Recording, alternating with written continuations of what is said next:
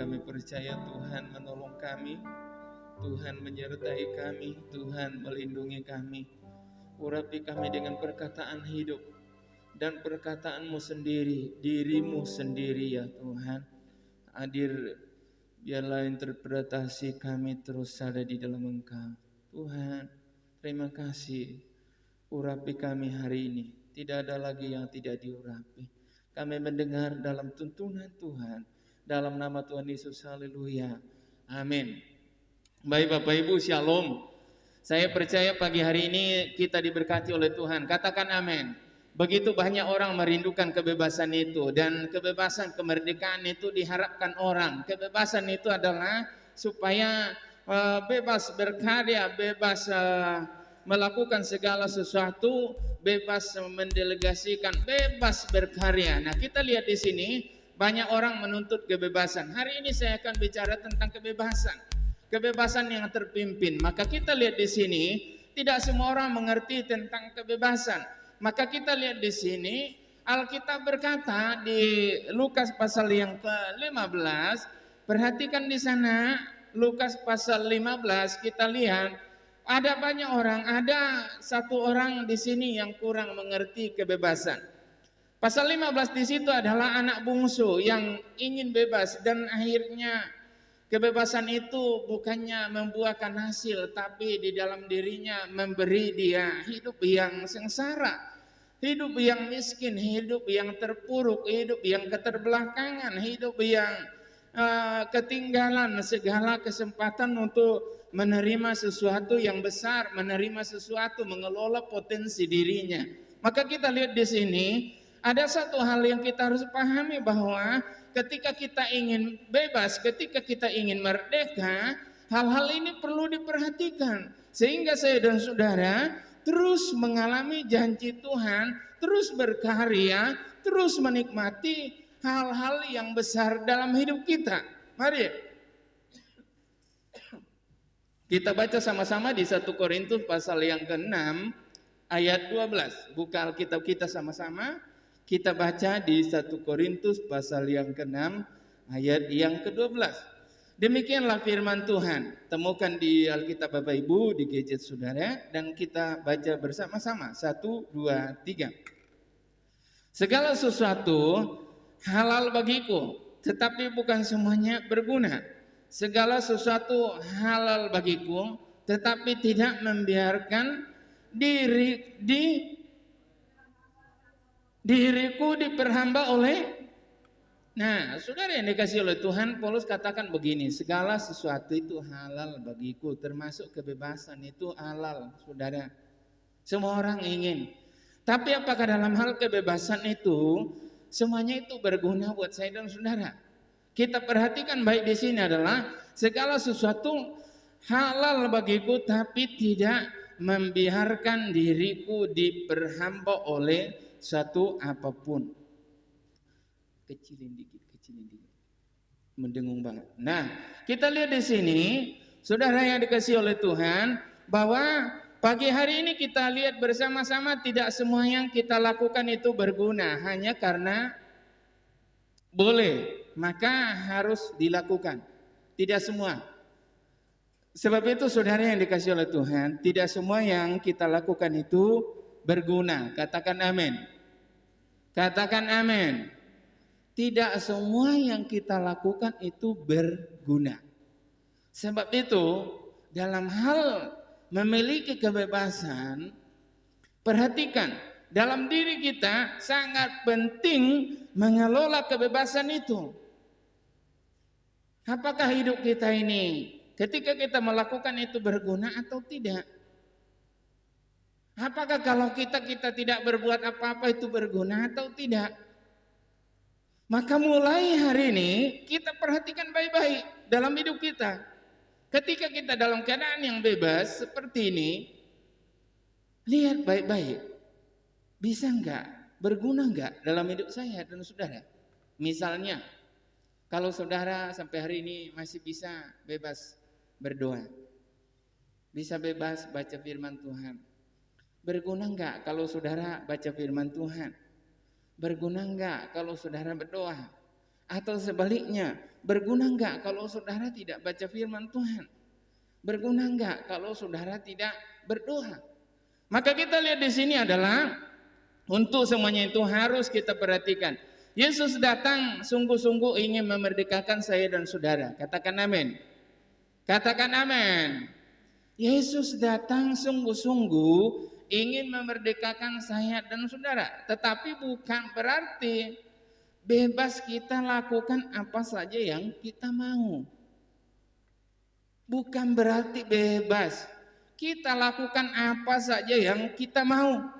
Walaupun tujuan Yesus itu memerdekakan saya dan saudara. Kita lihat di Kejadian pasal yang kedua ayat 16 dan 17, kita lihat. Di sini Tuhan memberi pertama sekali prioritas utama Tuhan buat saya dan saudara adalah diberi kebebasan. Kejadian pasal yang kedua ayat 16 dan ayat 17 kita baca sama-sama. Ini kebebasan saudara. Tapi kita perhatikan di sini ada aturan di dalamnya. Ada hukum-hukum di dalamnya yang mengawal saya dan saudara untuk sampai kepada hal-hal yang berpotensi bagus, yang mengarahkan kepada saya dan saudara mengembangkan segala potensi yang ada dalam diri saya dan saudara. Kita lihat, kita baca sama-sama. Kejadian pasal 2 ayat 16 dan ayat 17. Sudah ketemu, kita baca sama-sama. 1, 2, 3. Lalu Tuhan memberikan perintah ini kepada manusia, semua pohon dalam taman ini boleh kamu makan buahnya dengan bebas. Tetapi pohon pengetahuan yang baik dan yang jahat itu tidak boleh kamu makan buahnya. Sebab pada hari yang kau memakannya, pastilah engkau mati. Nah, kita lihat di sini saudara adalah semua pohon di dalam taman ini bebas memakan buahnya. Saudara, aturan pertama adalah diberi kebebasan untuk menikmati semuanya. Semuanya bisa kita lakukan di bumi ini. Diberi kebebasan oleh darah Yesus, oleh kematian Yesus di kayu salib membuat saya dan saudara mengalami kebebasan secara penuh. Tapi kita lihat di sini, di dalam kebebasan itu Tuhan memberi aturan. Tuhan memberi perintah, Tuhan menyiapkan hukum-hukum. Sehingga kita bisa semakin menikmati kebebasan itu secara berkelanjutan. Kalau kita diberi hukum-hukum atau aturan-aturan itu adalah tujuannya supaya kita panjang, waktunya lama menikmati segala kebebasan itu. Tapi Tuhan kasih tahu kalau kita tidak menggunakan atau salah menggunakan kebebasan itu, maka kita lihat di sini, sebab pada hari yang kau memakannya pastilah engkau mati. Ketika kita tidak dikawal oleh tata tertib, oleh hukum-hukum aturan-aturan itu, disitulah saudara dan saya berhenti dalam berbagai macam potensi saya dan saudara. Maka banyak orang sampai hari ini berdoa tapi kok gagal melulu. Dia tidak menerapkan dalam dirinya satu aturan, dipimpin oleh hukum itu.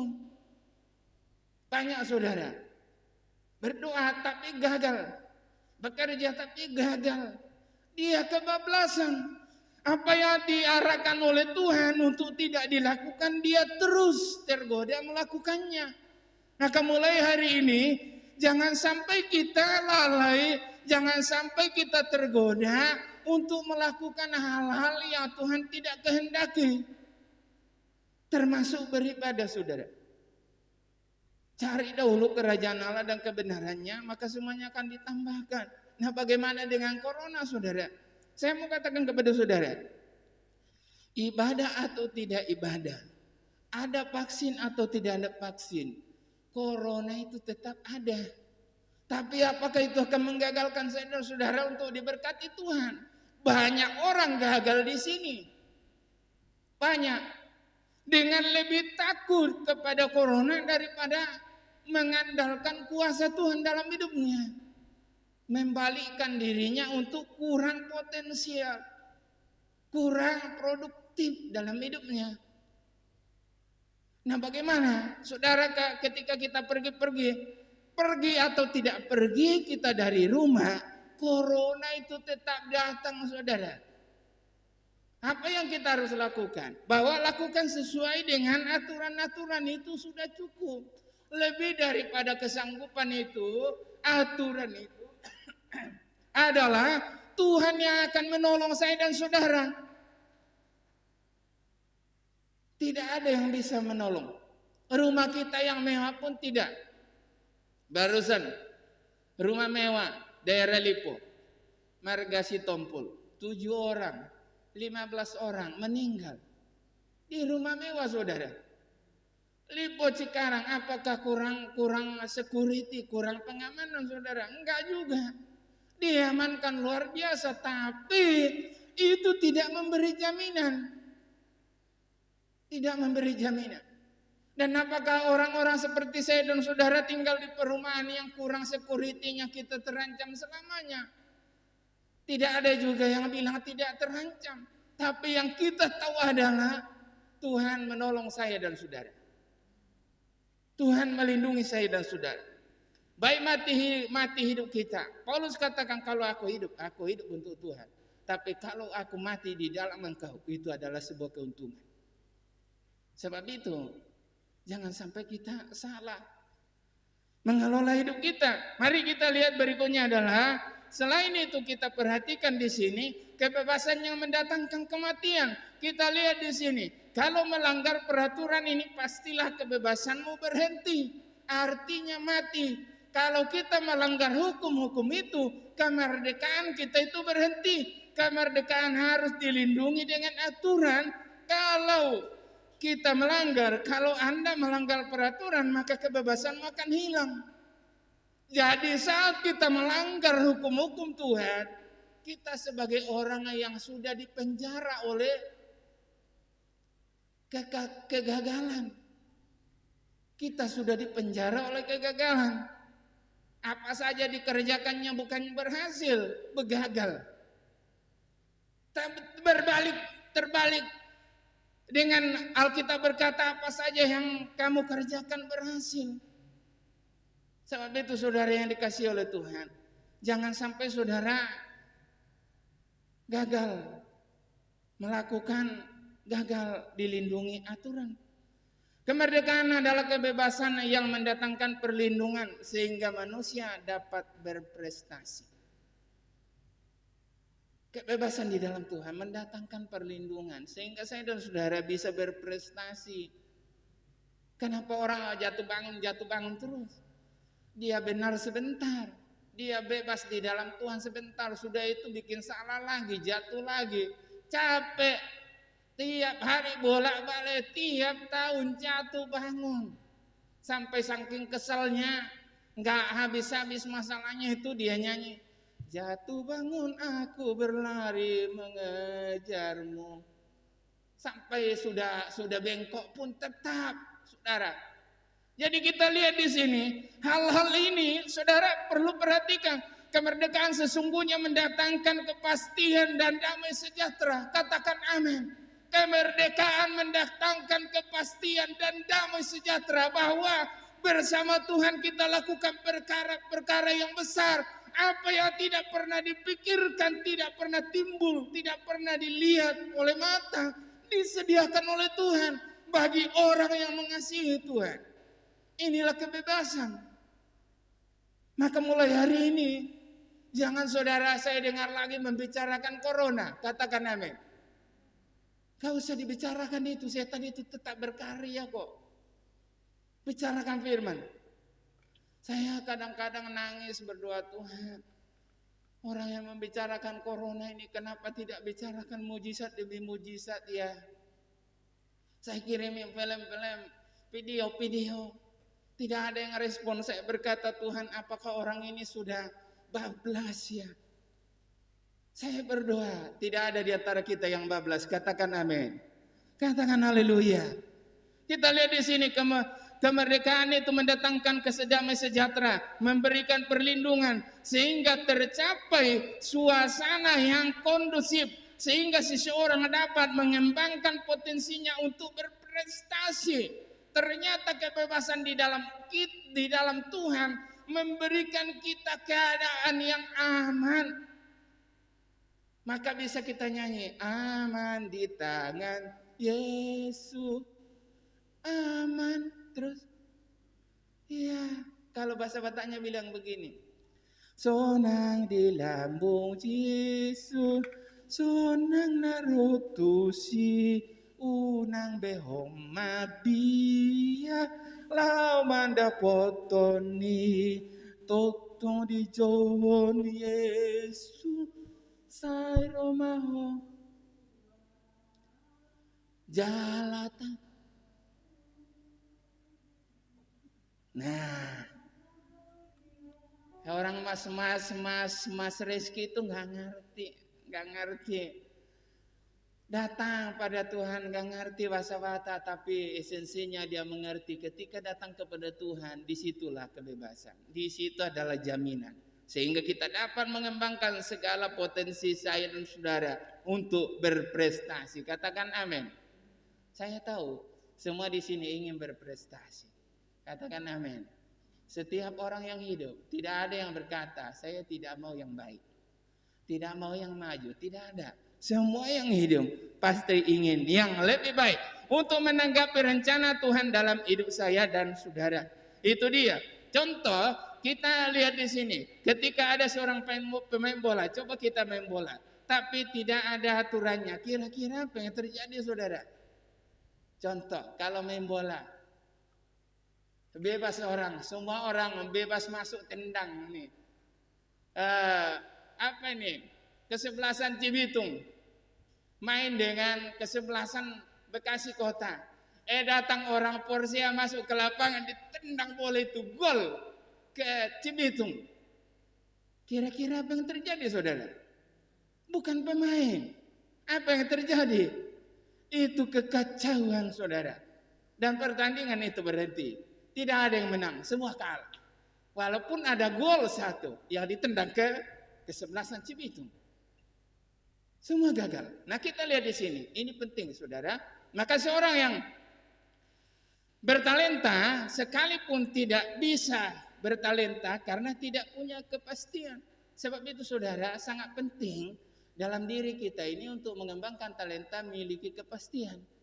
Bagaimana kita mendapatkan kepastian itu? Di dalam bingkai, di dalam kerangka, di dalam pengawasan yang disebut dengan aturan, keteraturan. Alkitab berkata Allah itu teratur adanya. Maka saya dan saudara, sepantasnya kita sebagai anak-anak Tuhan memiliki keteraturan. Maka kita diberi kesempatan mengatur waktu kita. Saudara, diberi Tuhan bebas, tidak Tuhan datang aturkan. Jam 1 kau doa, jam 1 kau makan, jam 2 kau makan, jam 3 kau tidur. Tidak, saudara.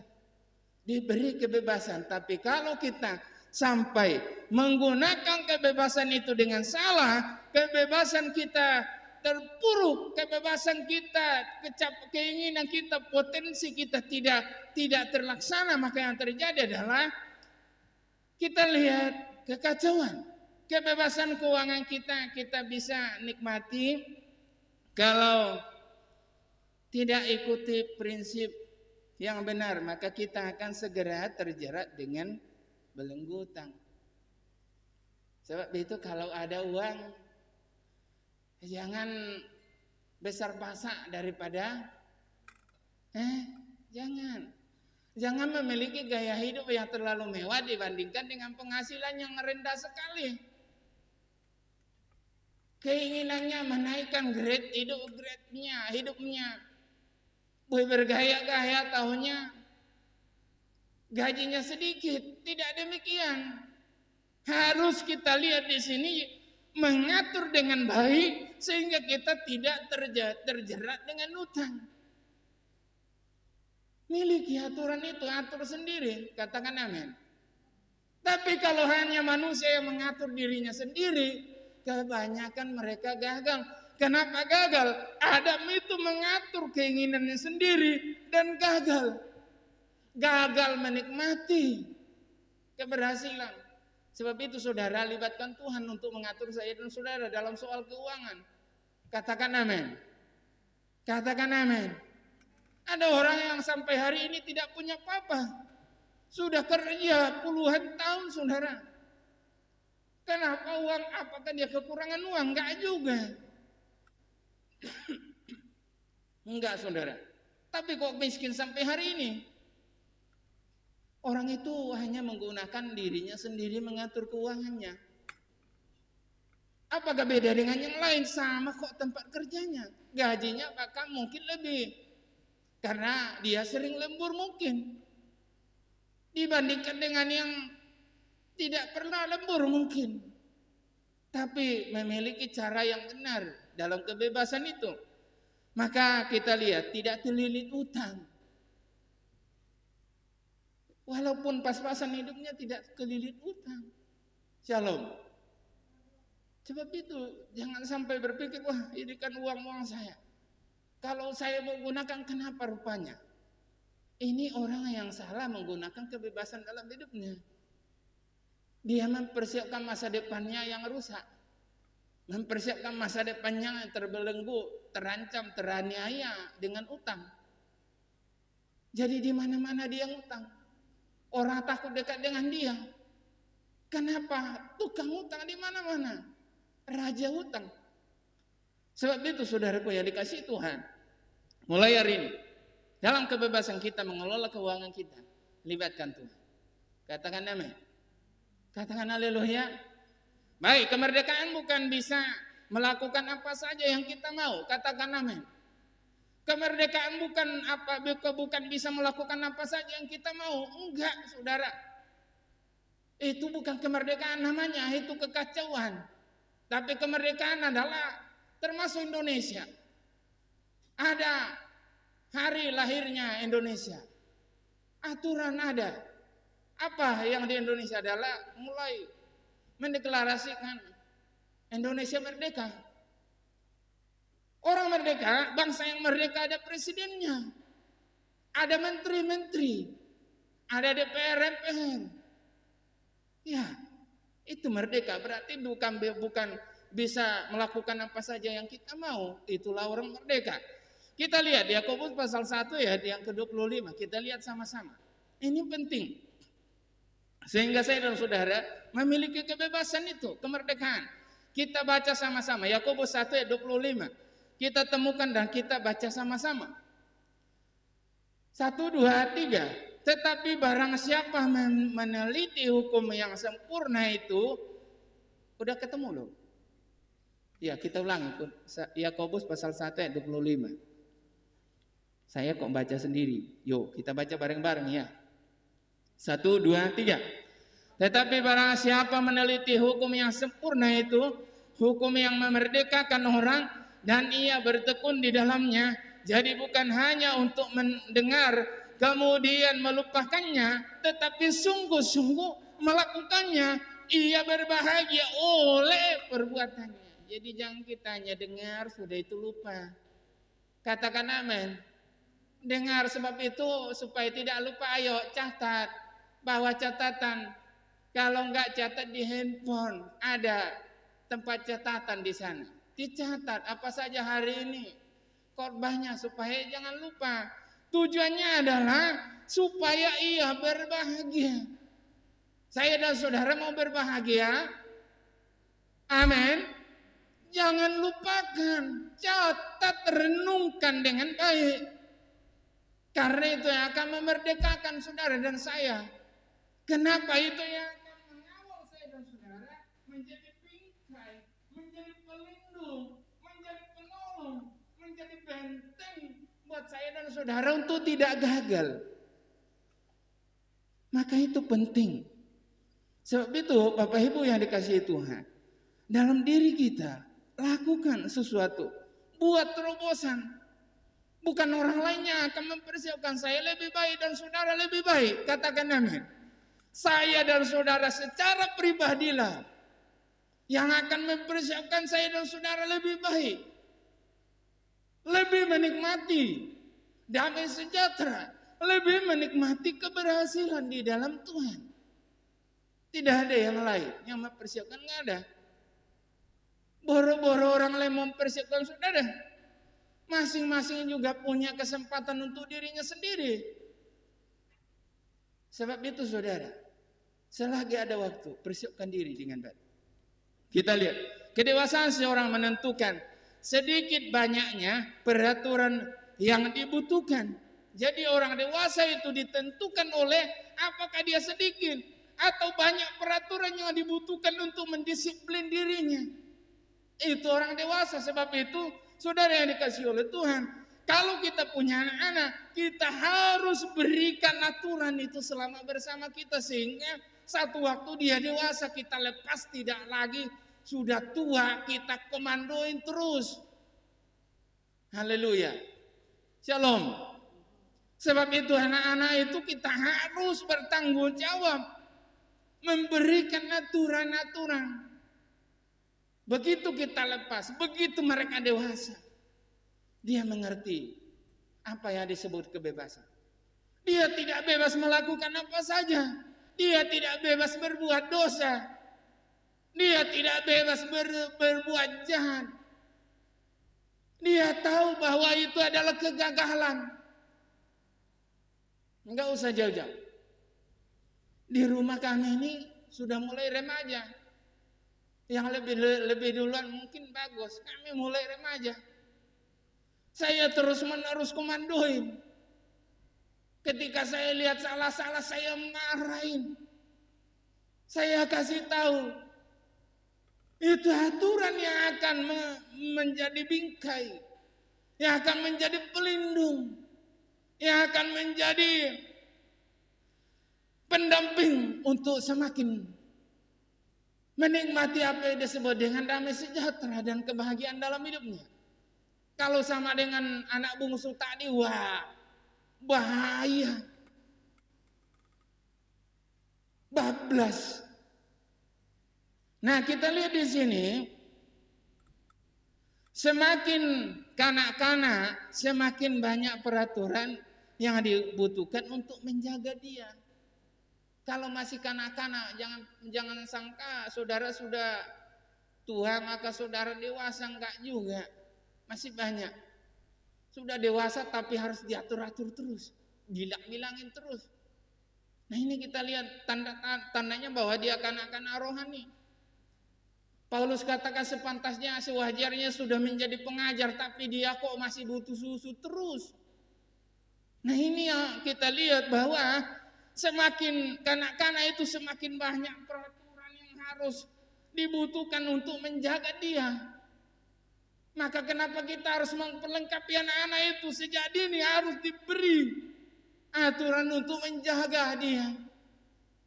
Sehingga dia tidak terjerumus dalam dosa. Melakukan kehidupan yang glamor. Berbuat dosa, berzina sepertinya legal. Wah, itu tidak bisa. Kita kasih tahu. Semakin dewasa, semakin sedikit peraturan yang dibutuhkan untuk menjaga kemerdekaannya. Kenapa? Karena dia tidak usah lagi dijaga-jaga. Katakan amin. Katakan haleluya. Itu buktinya, lihat pada diri sendiri, apakah saya sudah dewasa atau saya masih kanak-kanak. Kalau tinggal sedikit aturan diatur-atur, itu sudah tanda dewasa. Sekali dibilang sudah beres, itu dewasa. Tapi kalau berulang-ulang, itu masih kanak-kanak. 10 dikasih tahu nggak ngerti-ngerti, 20 nggak ngerti-ngerti. Nah, itu tandanya. Maka kita lihat di sini, saudara yang dikasihi Tuhan, itu sebabnya bagi orang tua untuk melepas anaknya, maka perlu terlebih dahulu mendewasakan dia. Iya, harus didewasakan. Saya bilang sama anak-anak ini, jangan kamu berpikir bahwa orang tua itu harus mengawal kamu terus-menerus. Kalau mati orang tua tiba-tiba, mau jadi apa kamu? Iya. Kalau masih ada tempatnya ngobrol. Kalau nanti mati orang tua gimana? Bisa nggak mengharapkan bapak udah, bapak tua, bapak tengah, bapak kecil? Nah, ini yang kita harus perhatikan untuk anak-anak kita. Dewasa kita lihat di sini, artinya kalau dewasa dapat bertanggung jawab, hidup sesuai dengan peraturan, kedisiplinan, mengendalikan diri, dan kemampuannya untuk membuat rencana, itu namanya dewasa. Maka kita bisa dapat mengamati, melihat orang ini dewasa tidak, sesuai dengan peraturan, disiplin. Katakan amin. Jangan sampai dikejar-kejar terus. Kata orang Jawa diudek-udek gitu ya. Ya, bahasa Jawa enggak. Diudek-udek, woi, enggak, Saudara. Kalau kita udah dewasa, udah ngerti, katakan amin. Waktu kita ibadah ya ibadah, gak usah lagi kita dikejar-kejar tegur-tegur atau gimana-mana, karena ibadah kita, kebutuhan kita menjadi semakin dewasa, semakin matang di dalam rencana Tuhan yang dasar dalam hidup saya dan saudara. Haleluya. Maka kita lihat berikutnya adalah orang dewasa itu punya kemampuan untuk membuat rencana. Jadi kalau kita hanya datang duduk dan begitu-gitu aja, itu anak-anak, saudara. Maka saya bilang setiap departemen, mari mana rencana kerjanya, program kerjanya. Karena saya tahu semua sudah dewasa. Katakan amin. Katakan haleluya. Program kerjanya mana, rencana mana, dan pada waktunya nanti kalau dia berdiri sendiri, maka dia sudah bisa dewasa. Dalam kemerdekaannya, dia bisa mengeluarkan potensinya untuk menikmati kemerdekaannya. Jadi di saat-saat seperti itu mereka mengeluarkan potensinya. Kalau tidak pernah coba naik sepeda motor sendiri, kapan bisa? Naik sepeda motor memang 14 bisa saja mengancam jiwa, mengancam hidup. Tapi bukan berarti kalau ada motor adalah menyediakan kuburan bagi semua orang penggunanya atau yang ingin menggunakannya. Enggak juga. Apakah ketika naik motor semua mati? Shalom.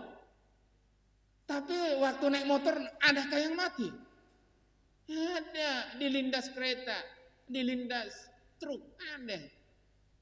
Nah, kita lihat di sini.